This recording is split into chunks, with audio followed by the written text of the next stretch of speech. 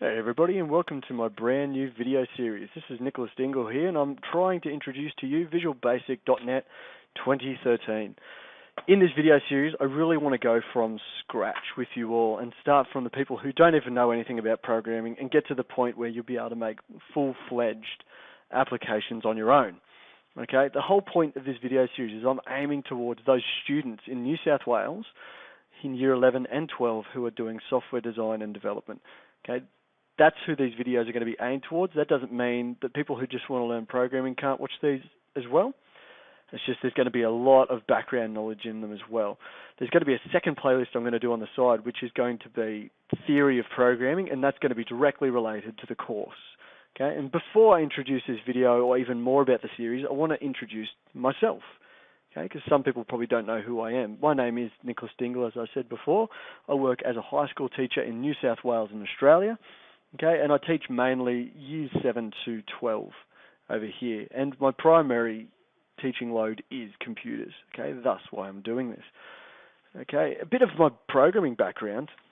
When I was about 11 years old, I started programming BASIC out of my Programming for Dummies handbook, which I thought was fantastic when I was a kid.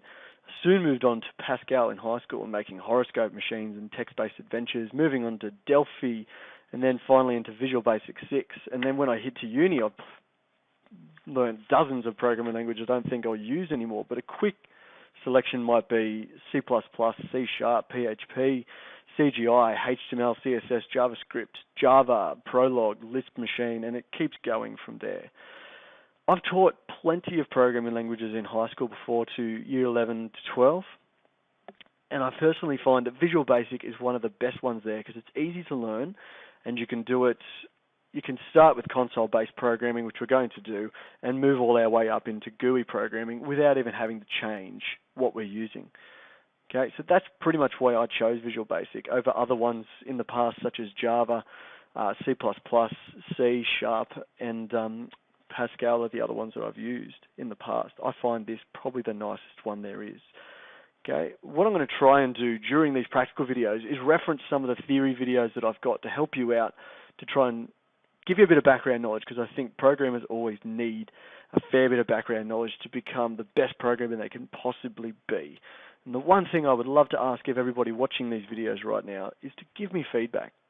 Okay, give us positive or some constructive feedback, and even throw me some requests every now and again of videos that you would love to see. Okay, and that's our introduction to the series. So let's get into the actual video that I want to show you, which is an introduction to Visual Basic, show you how to install it, and we'll get it up and running for the very first time.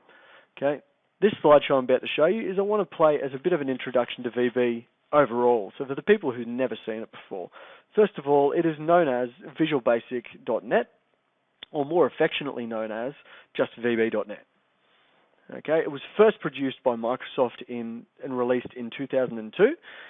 Okay, and it's used to create Windows applications, store applications, phone applications, and anything else that's sort of related to the Windows foundation. There are more things that it can make, but a lot of them are tied to Windows operating system environments.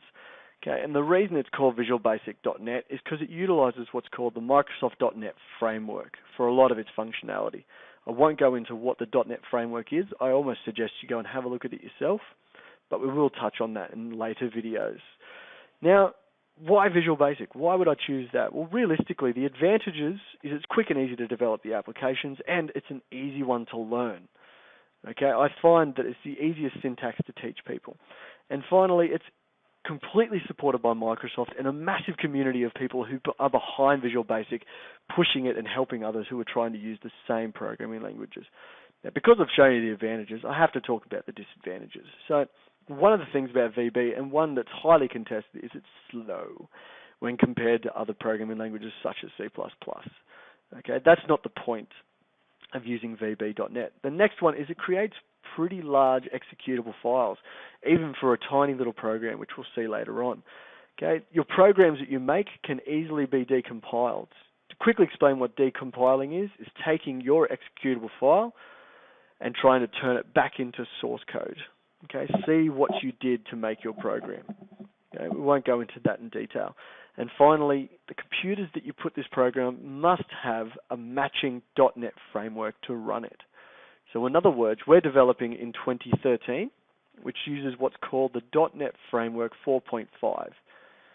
That means that the programs that we produce, if we take it to a friend's house, they must have the .NET Framework 4.5, or at least install it to use these programs. Okay?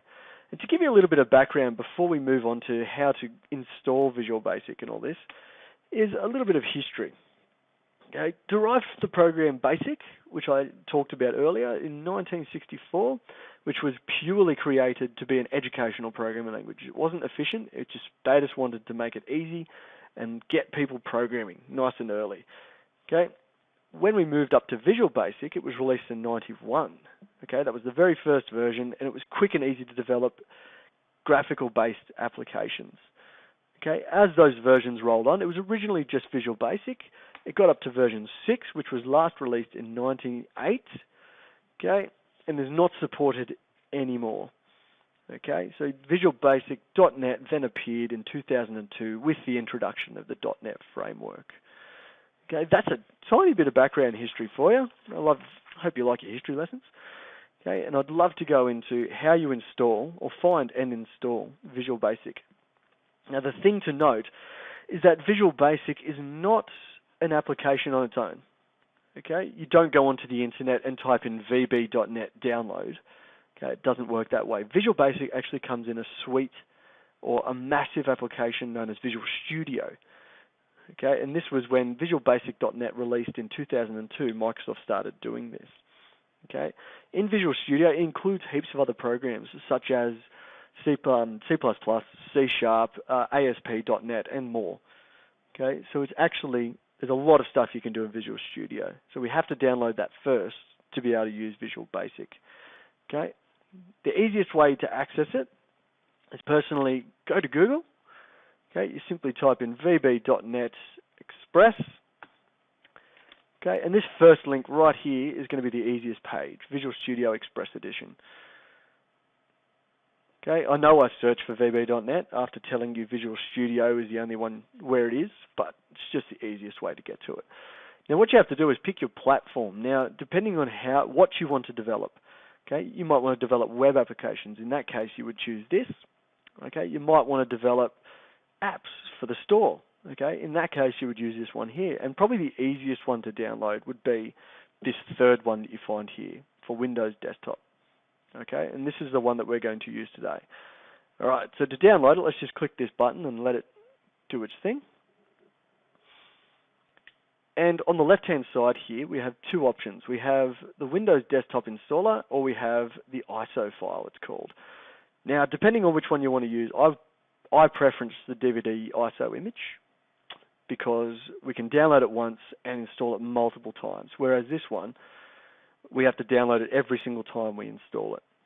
Okay, so the best way to go, I personally think, is select this ISO image one and let it go to the link. And one thing to note while it's loading is that Visual Studio 2013 only supports Windows 7 and Windows 8. It does not support Windows XP. If you have Windows XP, you'll have to download Visual Studio 2010, which you can download and use for this video series if you would like. Okay, but you have to have Windows 7 or 8 for Visual Studio 2013. That's just how it is. Now, when I've clicked on this link, it's given me select which one I want to download. However, I must note that I've already logged in to my Microsoft profile. If it asks you to log in with your Microsoft profile. If you don't have one, you'll have to make one from scratch. Okay, and then you can log in and get to this page where I am. Okay, select this one on the left, the Express 2013 for Windows Desktop, and it's going to start downloading your ISO image just there. I'm using Google Chrome, so it pops up down here. I'm actually going to cancel that because I've already downloaded it right here. Okay, so once it's downloaded, 808 meg, it's not too big actually for such an application. It's pretty good. What I'm going to do is Windows 7 and 8, we can simply double click on this file and it looks like a CD for us. Okay, double click on this and it's going to bring up the installer, which I think is probably the nicest installer I've ever seen Microsoft produce. Pick the place that you want to install this. Personally, I install things on my D drive and I like to put them in the apps folder. whoops, sorry. I'm going to have to create Microsoft Visual Studio 12. Okay, I'm going to agree to the terms. I am going to not agree with that one because I don't really want to. Click Install and agree to it. Alright, now this is going to take quite some time. I reckon about 20 minutes in total to install this entire thing. So what I'm going to do is I'm going to stop the video. I'll come back at the end of this installation and then we'll go through our first run, and that'll be it for this video. Okay, and welcome back. I'm actually finished, finally, after about 10 minutes. Okay, let's go into the first launch and see what we have here, everybody. Okay, let me just hop in here. Now, with this one here, it's actually requiring, it's really good to sign in though. It actually gives you lots of settings, like your own little, what's called a Team Foundation server. Okay, it gives you your own web address from Microsoft's website. It's really good for group programming and things like that. It also allows you to connect, as it says, to online developer services and forums and things like that really easily. Personally, I'm going to skip this right now, and I'll come back to it at a later point, only because I'm at school and I'm behind a proxy, so it may not work if we do that. Okay, hopefully this doesn't take too long, otherwise I'll pause the video.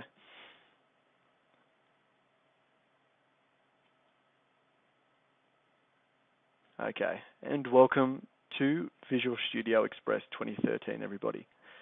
Okay, I'm not going to show off the interface, and I'm not going to show you how to program in this video. It was actually just to serve as an installation tutorial for the studio. Okay, what I probably suggest you do right now is go off, find all the updates you can for Visual Studio 2013, jam them in there because there'll be lots of different features and lots of different service packs that you can get with doing that. For the moment, thanks for watching the video. The next video, we're going to go through an introduction to Visual Basic as a language, and we'll get programming, okay, because I'm sure that's what you're here for.